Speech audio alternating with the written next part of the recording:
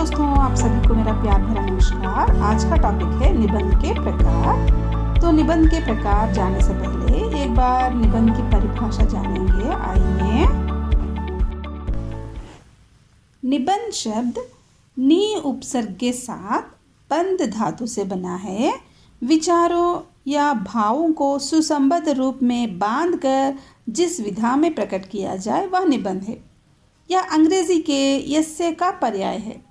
निबंध गद्य का ऐसा प्रकार है जिसमें लेखक किसी विषय अथवा वस्तु के संबंध में अपने विचारों या भावों को एक सीमित आकार में इस प्रकार प्रकट करता है कि वे पाठक के मन पर प्रभाव या छाप अंकित कर सके। लेखक के व्यक्तित्व, चिंतन या संवेदनशीलता की अभिव्यक्ति निबंध में आवश्यक है। विचारों और वर्णन की दृष्टि से निबंध अपने आप में पूर्ण होना चाहिए। निबंध के प्रकार। निबंध मुख्य रूप से दो प्रकार के होते हैं, विषय प्रधान और विषयी प्रधान। विषय प्रधान निबंधों में विचार या चिंतन की मुख्यता रहती है। विषयी प्रधान निबंधों में लेखक की व्यक्तिगत भावनाओं की मुख्यता रहती है। हिंदी में 5 प्रकार के निबंध लिखे गए हैं: वर्णनात्मक, विवरणात्मक, विचारात्मक, भावात्मक तथा ललित निबंध। वर्णनात्मक निबंध। वर्णनात्मक निबंध में निबंधकार किसी बाह्य दृश्य का वर्णन करता है, परंतु वर्णन में तटस्थता रहती है।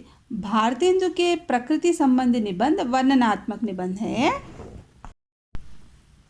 विवरणात्मक निबंध। विवरणात्मक निबंध में निबंधकार किसी घटना का विवरण प्रस्तुत करता है। यह विवरण क्रमबद्ध तथा सुसंगत होना चाहिए। आचार्य महावीर प्रसाद द्विवेदी का वैदिक देवता तथा समालोचक की ढाक विवरणात्मक निबंध है। विचारात्मक निबंध। विचारात्मक निबंध में बुद्धि तत्व की प्रधानता रहती है। निबंधकार विषय का तर्क संगत प्रतिपादन करता है। इस प्रकार के निबंधों का उद्देश्य होता है पाठक की सोचने समझने की क्षमता को जगाना और बढ़ाना।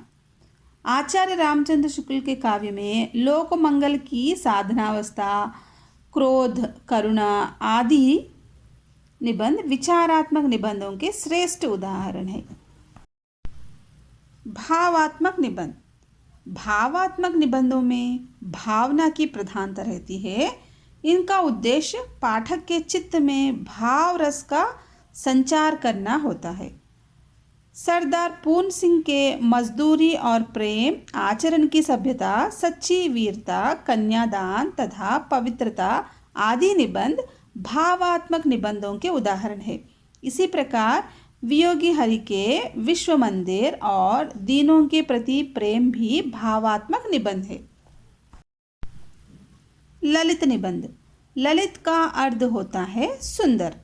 वास्तव में ललित निबंध में निबंधकार निबंध के ऊपर बताए गए चारों प्रकारों की विशेषताओं को अपने व्यक्तित्व, चिंतन, संवेदनशीलता तथा अनुभूति के द्वारा इस तरह समन्वित कर देता है कि पाठक कहानी, नाटक और कविता का एक साथ रसास्वादन करने लगता है।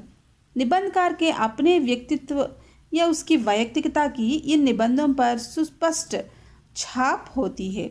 निबंधकार उन्मुक्त होकर पाठक से बातचीत करता हुआ अनेक विषयों, प्रसंगों को समेटता हुआ आगे बढ़ता है। स्वच्छंदता, कल्पना और लोक जीवन से लगाव ललित निबंध की विशेषताएं हैं। निबंध के जितने भेद ऊपर बताए गए हैं उनमें यह सर्वाधिक विषयी प्रधान होता है, इसलिए इसे व्यक्तित्व व्यंजन निबंध भी कहा जाता है।